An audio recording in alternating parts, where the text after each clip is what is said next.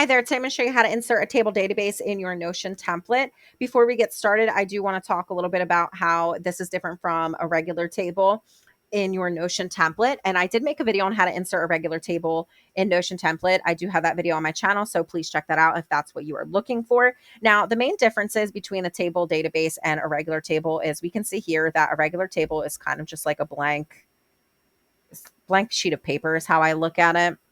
Whereas a table database, it's a little bit more structured. You have columns that you can go in and you can name. And I'm not saying that you can't turn a regular table into this, but depending on what you're using it for, you might just be better off doing a regular table database because it is a little bit more organized. It's a little bit more structured, whereas a regular table might just be something where you're just creating a quick list and just jotting things down. Now, let's get into how we insert the table database. We're going to make sure that we can see our / command prompt where it says write something or press space for AI / for commands. Now we can either type in table view and it will pop up, or we can simply just do our / and we can scroll all the way down to where it says database and go to table view.